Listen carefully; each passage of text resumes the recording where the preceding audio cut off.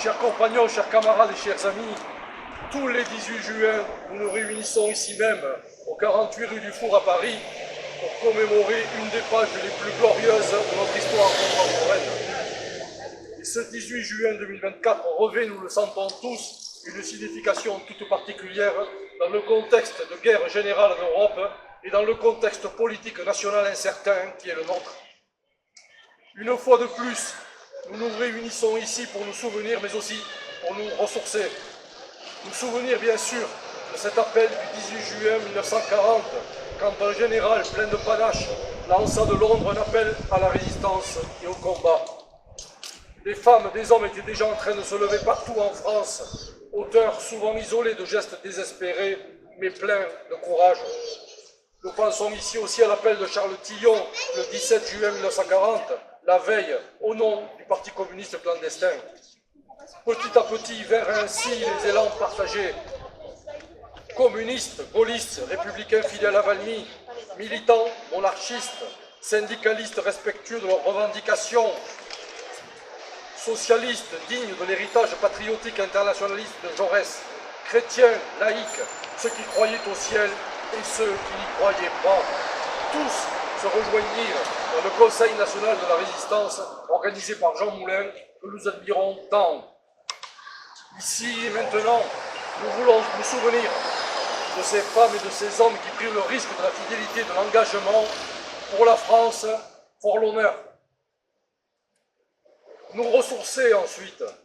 En ce 18 juin 2024, nous sommes ici réunis ce soir dans un contexte particulièrement grave. Grave parce qu'inquiétant pour la France et les Français. Nous pensons d'abord bien sûr au contexte international. La guerre arrive avec sa cohorte de souffrances, de drames et de bêtises humaines. La guerre arrive et des jeunes gens français vont mourir loin de leur foyer, loin de leur famille. Il y aura des pleurs, il y aura du sang. La guerre arrive et les Français vont souffrir pour et par la volonté de la finance internationale, de la gouvernance mondiale qui en a décidé ainsi. Dans un tel contexte, il nous faut faire face.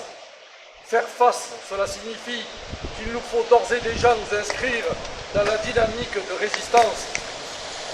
Une résistance totale contre ce désordre imposé. Et justement, ce contexte mondial se double, ce n'est bien sûr pas un hasard, d'un contexte français particulier. La crise politique française actuelle atteint aujourd'hui sa forme paroxytique avec cette dissolution surprise improvisée, mais qui obéit précisément à la nécessité dictée par la catastrophe mondiale qui vient. Le pays s'interroge, le pays est inquiet, les Français ont raison. En ce soir du 18 juin, en ce lieu, nous pouvons donner quelques signes pour les temps qui s'annoncent.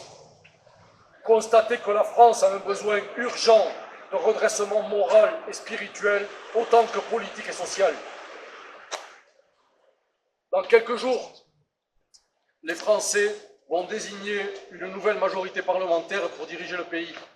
C'est l'occasion ici ce soir de donner plusieurs mots d'ordre patriotiques. Le premier mot d'ordre est clair. Il faut faire un barrage total à la majorité présidentielle sortante. Il faut sanctionner lourdement ceux qui ont précipité le pays dans la déroute économique, sociale et politique. Il faut sanctionner lourdement ceux qui ont travaillé contre la France. Il faut en finir avec le macronisme. De toute façon, les Français y sont prêts, tant mieux. Dans quelques jours, la France va se donner une nouvelle majorité parlementaire pour diriger le pays. Elle sera soit une majorité LFI élargie, soit une majorité Rassemblement national élargie. Dans les deux cas, nous pouvons dire que les uns comme les autres devront s'atteler à deux priorités. Première priorité, faire retour à la France.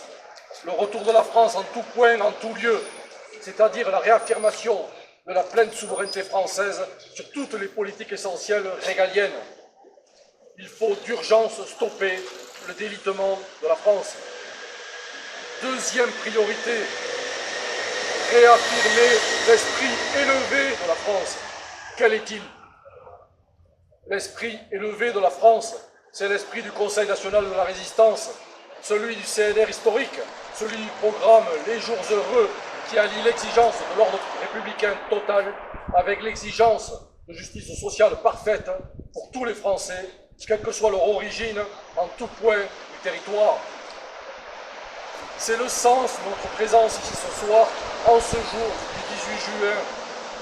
Il nous faut réaffirmer une espérance française qui ne peut être que celle incarnée ô combien brillamment par l'esprit du Conseil national de la résistance.